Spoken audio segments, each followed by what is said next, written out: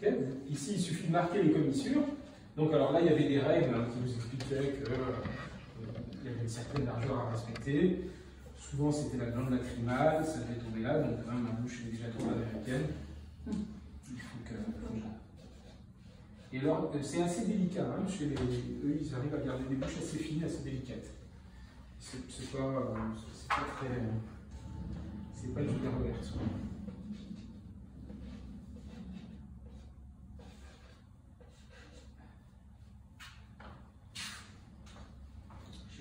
Ici, ça parle, comment dire, c'est pas la peine de chercher à faire. J'ai pas pensé à faire des lèvres, j'ai juste pensé à cette histoire de lèvre inférieure divisée en 2, lèvre supérieure divisée en 3, et puis voilà, après avec votre pinceau, en fonction de votre modèle, vous allez pouvoir travailler le truc. Et puis il y a une partie que je n'ai jamais oubliée, c'est le menton. Vraiment, c'était très. On l'a tous, hein. Mais on a une tendance à oublier un petit peu quand on fait les visages. Et du coup, le menton, c'est pareil, ça donne beaucoup, ça exprime beaucoup le tempérament de chacun.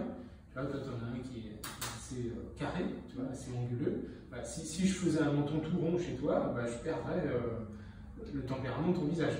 Alors que si Et si on traduit en forme géométrique simple, ce qu'on voit, c'est aussi beaucoup plus, ça donne confiance quand on dessine. Là, si je vois un rond, bah, je vois un rond, donc je dessine un rond, ça c'est dans mes codes. Si je vois un carré, je dessine un carré. Voilà. Voilà, donc il y a ça là. Et vous voyez, depuis tout à l'heure, on peut voyager sur le visage sans être perturbé par le regard. Si j'avais fait la moindre trace des yeux, on serait foutu. Alors que vous allez voir à la fin, quand on aura traité de toutes les parties, et bien à la fin, il suffira de mettre une indication mais à peine perceptible, et pouf, le regard, tout d'un coup, ce masque s'anime. Alors qu'on a, je ne sais pas si ça vous est déjà arrivé, mais on a tendance à vouloir retravailler les yeux, et en fait ça ne marche jamais, parce qu'on n'a pas fait attention, que les yeux ne sont pas sur les max, ou je ne sais pas, enfin, on s'est concentré là où il ne fallait pas. Alors, donc si maintenant je pense, alors vous savez que l'œil c'est un canot, quoi, c'est un espèce de gros, c'est un canot qu'on a à l'intérieur, quoi. Et donc si on le pense, il y a des peintres, Pantolmo, Bruegel, il y a des peintres qui construisaient les visages en mettant un rond. Hein, ils mettaient tout de suite un rond et pensaient à ça. Mais c'est quand même très pratique. Et pourquoi est-ce que c'est pratique? C'est parce que ça permet quand on a cet élément-là, ça me permet de positionner les yeux. Je peux les mettre écartés, je peux les mettre plutôt serrés, je peux les mettre haut, je peux les mettre bas. Je peux faire bouger ce rond très facilement. Si je commence à faire des lignes, c'est beaucoup plus difficile à faire bouger, d'accord? Donc, admettons que voilà, je considère que c'est pas mal, qu'ils sont à peu près sur le max, d'accord? Donc le même axe, vous le faites avec la glande lacrymale ici. Ça, vous regardez Léonard Vinci, par exemple, il fait des glandes lacrymales très très grandes, et on sent que c'était pour bien positionner son œil. D'accord? Donc, la glande lacrymale, il y a plusieurs règles, mais en gros, il fallait qu'elle tombe à peu près à l'aile du nez, là, sur l'aile du nez. Vous avez peut-être déjà vu ça, ouais. Franchement, il y a des exemples qui respectent pas ça, et ça va très bien, hein, ça fait des beaux visages. En tout cas, ça, on va pour l'instant se limiter à ça. Ce qui nous permet de voir que, à l'époque, il y avait une notion que les gens comprennent mal, surtout quand on se balade dans les musées, on voit bien que les gens ne comprennent pas ça. Ils disent mais pourquoi ils ont des gros bébés, pourquoi il y a des bosses partout, pourquoi les femmes sont grosses. Bon, franchement, elles ne sont pas si grosses que ça, déjà, dans l'anglais. Et à l'époque, on ne pouvait pas séparer la beauté de la santé. Aujourd'hui, on ne meurt plus de faim, on ne sait plus ce que c'est qu'une famille, on ne sait plus ce que c'est que de voir un bébé mourir, ou, parce qu'il a faim, voilà, parce qu'on n'a pas de quoi lui donner à manger. Donc, on attache moins d'importance à la capacité de cet enfant à pouvoir survivre à des difficultés. Et la garantie pour survivre des difficultés alimentaires, c'était qu'il y ait de la réserve. On a une femme qui nourrissait l'enfant, il fallait qu'elle soit, elle, la réserve même. D'accord? Donc les petits bras hollywoodiens qu'on a depuis les années 70, c'était pas du tout des canons de beauté à l'époque. Ça aurait eu aucun sens, ils auraient eu de la peine. Ils se sont dit, elle va jamais y arriver. Elle va jamais y arriver, il n'arrive pas que ce soit avec le peu de réserve qu'elle a sur elle, c'est foutu, elle ne va pas pouvoir assurer la pérennité de l'espèce. D'accord? Donc alors, après les canons, hein, vous savez peut-être que le diamètre du sein grec, c'est le même que le diamètre du bras. Si vous coupez le bras ici, vous avez exactement la même circonférence que la circonférence du sein. Bon, il y avait des canons qui étaient comme ça, qui finalement se transmettaient après dans les écoles, puisqu'il y avait certains maîtres qui avaient réussi à prouver à tout le monde que c'était beau comme équilibre. Hein. Voilà. Et donc, je veux parler de ça parce qu'il y a l'histoire des joues. D'accord ? L'histoire des joues, quand elles sont pleines, c'est plus rassurant à l'époque que les joues creuses. Donc une femme, voilà, il faut qu'elle ait les joues qui soient pleines. Et ça ne veut pas forcément dire être gros costaud d'avoir les joues pleines, hein, juste c'est une morphologie. Vous voyez le visage d'Elvis Presley par exemple. Elvis Presley, il a une tête grecque, mais complètement grecque. J'ai une photo en noir et blanc de lui, c'est un Apollon grec, c'est incroyable. Il avait son nez et il avait les joues qui étaient très pleines. Hein, il avait les joues qui étaient très pleines. Donc, comment dire,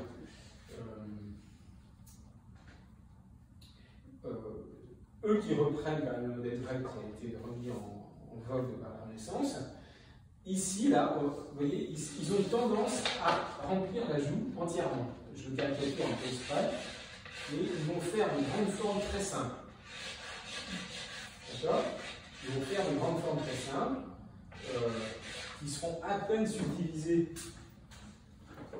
qui sont de temps en temps subdivisées pour donner une petite impression de rictus, peut-être juste en faisant une toute petite ombre, voilà, elle est beaucoup trop forte, mais en gros, en mettant un petit peu la lumière sur la partie haute ici, mais sinon c'était très fin.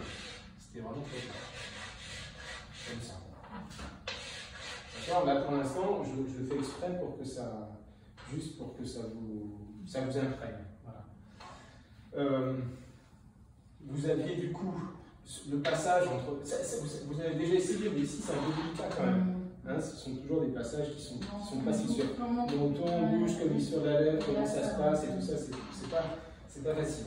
Bon, alors, du coup, vous savez, il y avait ça.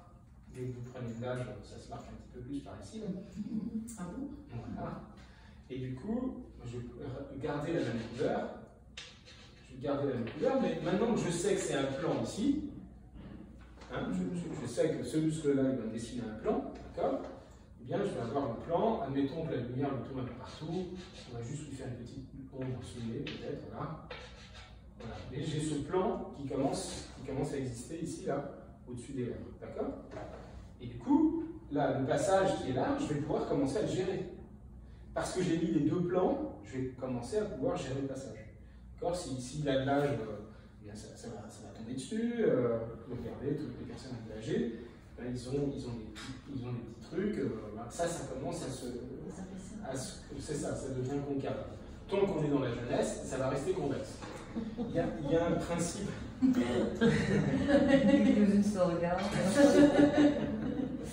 y a un principe important.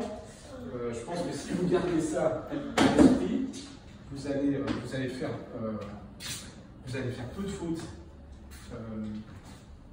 en dessinant des choses classiques.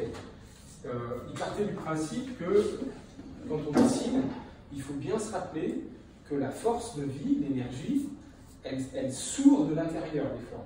Elle vient de l'intérieur. D'accord? J'ai vu ça récemment. Quelqu'un m'a montré un bouquin qui avait été fait par son père, et apparemment dans les années 70, il avait réussi à tromper les experts parce qu'il aurait découvert une espèce de Léonard de Vinci un peu nu, tu vois, et on a trouvé dans le grenier qui avait été abandonné depuis 450 ans des dessins, d'alchimie, de machin. Et il nous montre, et il y avait une des têtes qui était, donc il y avait la tête qui était comme ça, et il y avait un cou qui était comme ça, dans une des esquisses. Ça, c'est impossible. À l'époque, c'est impensable. D'accord? Parce que. Alors qu'aujourd'hui, tout le monde dessine. Alors que tout le monde dessine comme ça aujourd'hui. Et c'est vrai que si on regarde rapidement quelqu'un, on a l'impression que le passage entre le cou, le trapèze et le deltoïde, voilà, ça finit par vous dessiner une espèce de concavité comme ça. C'était impensable à l'époque. Vraiment, c'était impensable. Même une aile d'oiseau, même une aile d'oiseau qui ici généralement donne l'impression de faire une grande concavité, elle était dessinée par des convexités juxtaposées. Toujours. Et si on observe, c'est vrai, le stéréostoïdien, il y a des grands muscles qui sont là, regardez, les surfeurs, ils ont des coups comme ça, c'est des colonnes renflées, quoi. C'est vraiment, c'est caricatural, mais ça montre bien que au mieux c'est droit, d'accord. Au mieux c'est droit. Alors ça c'est pareil, c'est une petite astuce, vous allez peut-être la voir ici. C'est Léonard qui conseille ça. Si vous prolongez en fait l'extérieur du cou, vous devez normalement arriver à ce qu'on appelle la branche montante de l'os jugal. C'est ça. En fait, on a l'os jugal. Si vous regardez, si vous dessinez ça. Alors, il faut pas que je me. Donc, si j'ai. Je recommence. Pour un pédagogue. Si je fais la botte crânienne, d'accord, et je vais faire ici en fait je vais juste faire je fais le squelette.